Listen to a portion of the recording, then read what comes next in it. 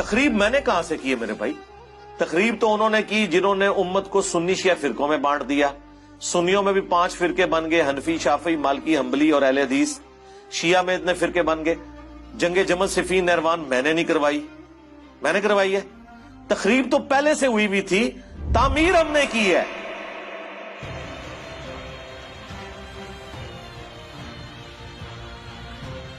یہ قادیانیت اور رف کا جو مکسچر ہے، یہ شخص، یہ جہنم کا جہنمی، اور سن رہا ہوگا اس بھیڑیے نے وہ چیز کھینچ کے اللہ کے مقدس ولیوں پر لگانے کی کوشش کی. اس رافضی لونڈے نے وہ چیز ان ولیوں کی طرف جو ہے وہ معاذ اللہ منسوب کرنے کی کوشش کی. تو علمی کتابی نہیں ہے، تو دنیا کا سب سے بڑا فسادی ہے، جس کا کام، جس کو مخ کو بٹھایا گیا ہے صحابہ کے خلاف بھونکنے کے لیے. تیرا کام یہی ہے، الو بنا رہا ہے لوگوں کو. میں سے لوگوں کو خریدتے ہیں جنہوں نے لبادہ اہل سنت کا پہناوا ہوتا ہے، اور حقیقت میں وہ رافضیت کے گندے نطفے ہوتے ہیں، جس کی بہت ساری مثالیں ہمارے سامنے موجود ہیں. اسحاق جھال والا مردود اسی قسم کے انسانوں میں سے تھا. انجینئر مرزا مردود اسی قسم کے انسانوں میں سے ہے. رافضیت کے پیسوں پہ پلنے والا، ایران کے ٹکڑوں پہ پلنے والا یہ جانور صحابہ کے بارے میں اپنی زبان گندی دراز کرتا ہے، اور حقیقت میں اس کا من پلیت ہے، اس کے ماننے والے اس سے بڑے پلیت ہیں. آج جہلم کا ایک زبردست قسم کا رسوائے زمانہ انسان، اور مرزا علی الجہلمی. کئی سوال ایسے ہیں جن کا جواب باقی ہے. تو ابن تیمیہ کی کیا بات کرتا ہے، کہاں پہ راجہ بھوج، کہاں پہ گنگو تیلی. حضرات گرامی کا تیری اوقات کیا ہے، تیری حیثیت کیا ہے، تیرا مقام اور منصب، تیرا مرتبہ کیا ہے. اور ابن تیمیہ سے محبت کرنے والا تیرے وجود پہ تھوکے گا، تیرے کردار پہ تھوکے گا، تیری سیرت پہ تھوکے گا، تیرے نسب العین پہ تھوکے گا، تیرے نظریے پہ تھوکے گا. حضرات گرامی کا تیرے جھوٹا ہے یا کذاب ہے یا مکار ہے یا دجال ہے. لوگوں کو اپنے دام تصویر میں پھنسانا چاہتا ہے، لوگوں کو سیدنا امیر معاویہ کی ذات اقدس سے برگشتہ کرنا چاہتا ہے. حضرات گرامی کا دیکھ لیجئے، میں آپ کو لا وجہ البصیرت یہ بات کہتا ہوں، مرزا کل بھی ذلیل تھا، مرزا آج بھی ذلیل ہے، اور انشاءاللہ مرتے دم تک یہ ذلیل و رسوا ہی رہے گا.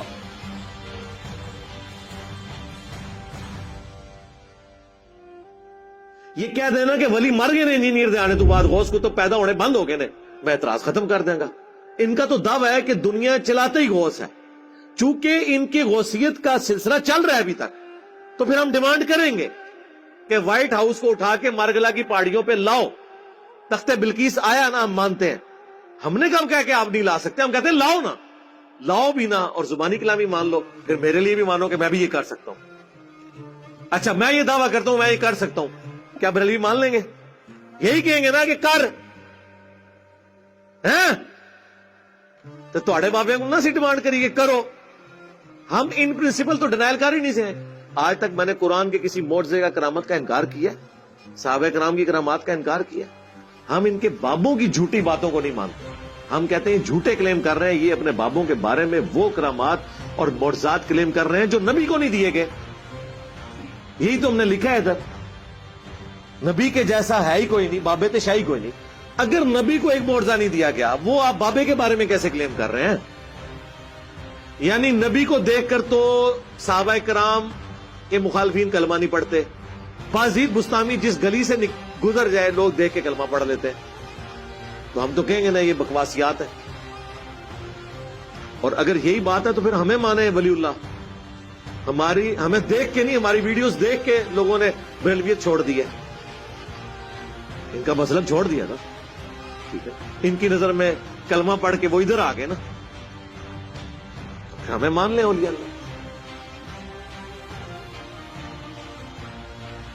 اس بندے کے بارے میں جو صحابہ کرام کے فضائل کے اوپر جس کے سب سے زیادہ کلپ ہیں، جائیں لکھیں دنیا میں انکلوڈنگ طارق جمیل صاحب کے، کسی کا کلپ نکال لیں صحابہ کرام کے فضائل کے اوپر. خوبصورت انداز، ایک ایک چیز ریفرنس کے ساتھ، بلیک اینڈ وائٹ میں. صرف میرے کلپس ہیں. خالد ابن ولید لکھیں، سیدنا ابوبکر لکھیں، سیدنا عمر لکھیں، سیدنا عثمان لکھیں، سیدنا علی لکھیں.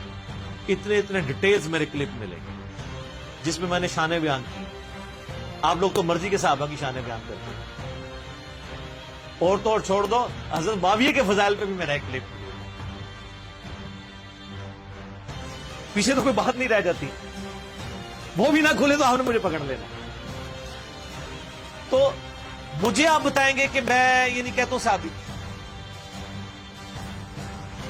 تو میں ریکویسٹ کروں گا خدا کے لیے میرا وہ کلپ قادیانیوں کو دعوت اصلاح وہ آپ خود سن کے دیکھیں.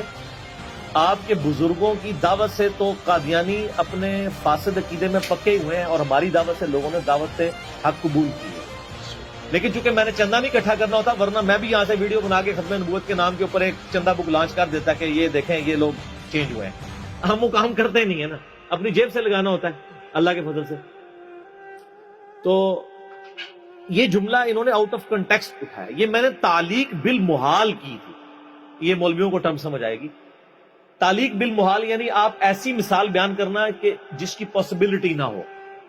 اور میں نے آگے جملہ بولا تھا کہ وہ کبھی بھی مجھے مسلمان نہیں مانیں گے, کیونکہ اگر مجھے وہ مسلمان مانیں گے تو الٹیمیٹلی انہیں غلام قادیانی کو دجال ماننا پڑے گا. کیونکہ جس شخص کو وہ پیغمبر کلیم کیے ہوئے ہیں میں اسے دجال سمجھتا ہوں, اور اگر اس کو میں دجال کہوں اس کے باوجود میں مسلمان ہوں تو اٹ مینز کہ وہ واقعی دجال ہے, کیونکہ پیغمبر کا انکار کرنے والا تو مسلمان نہیں رہ سکتا. یہ پورے کانٹیکسٹ میں بات تھی, اس میں سے ایک جملہ کاٹا اور کہہ دیا کہ جی علی نے یہ کہہ دیا.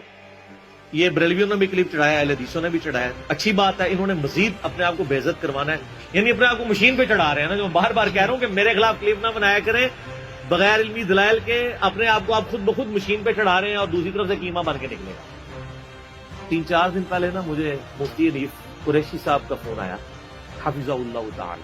مجھے کہنے لگے جی انجینئر صاحب مجھے باہر سے لوگوں نے کلپ بھیجا آپ کا, تو میری عادت ہے کہ میں پہلے تحقیق کرتا ہوں اس کے بعد کوئی رائے قائم کرتا ہوں. آپ نے یہ جملہ بولا ہے.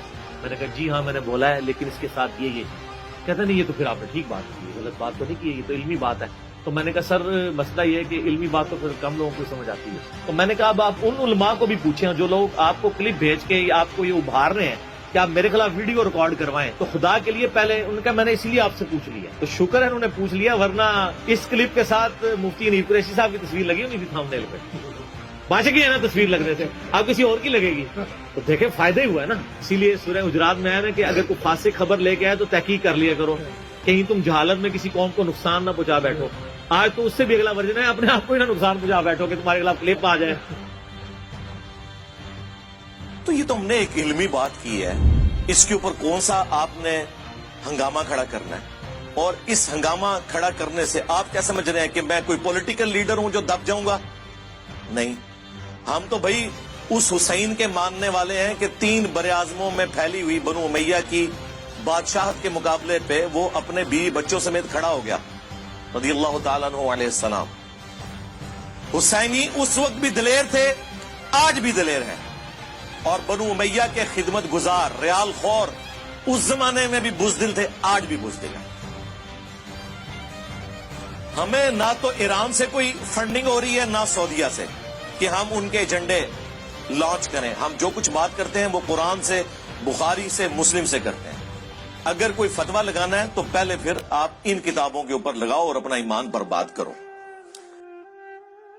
باقی میں اس میں عرض کر دوں کہ یہ بعض لوگ جو ہمیں مشورہ دے رہے ہیں نا کہ جی وہ جو حالات و واقعات بڑے ہیں جی آپ ملک چھوڑ جائیں, یہ کر دیں.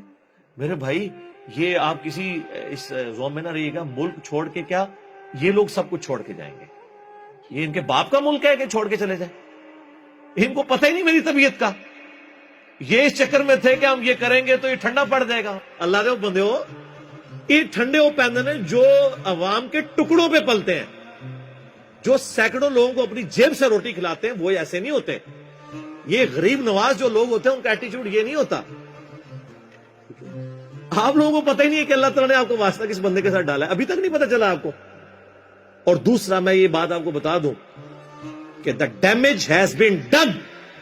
جو میں اپنی زندگی میں آپ کے فرقوں کے ساتھ کر سکتا تھا نا, وہ میں آج کی ڈیٹ میں کر چکا ہوں. یہ اسٹوڈیو ریکارڈنگ کے اعتبار سے میں ڈیٹ بول دیتا ہوں, 10 مئی 2020 تک جو ڈیمیج آپ کو پہنچنا تھا آپ کے صدیوں کے کھڑے ہوئے فرقوں کو, وہ پہنچ چکا ہے. اب اس ڈیمیج کی ریکوری کا میری زندگی یا میرے ملک میں رہنے یا نہ رہنے سے کوئی تعلق نہیں. لہذا ہماری جو اللہ کے فضل سے اس پلیٹ فارم کی لیگیسی ہے, میں نہیں کہتا میری لیگیسی, اس پلیٹ فارم کی لیگیسی کہ آپ نے کتابوں کے ساتھ جوڑنا ہے اور صرف ان بابوں کو ماننا ہے جو کتابوں کو مانتے ہیں, اور جو باب کتابوں کو نہیں مانتے ان کی بات اندھے بن کے نہیں ماننی.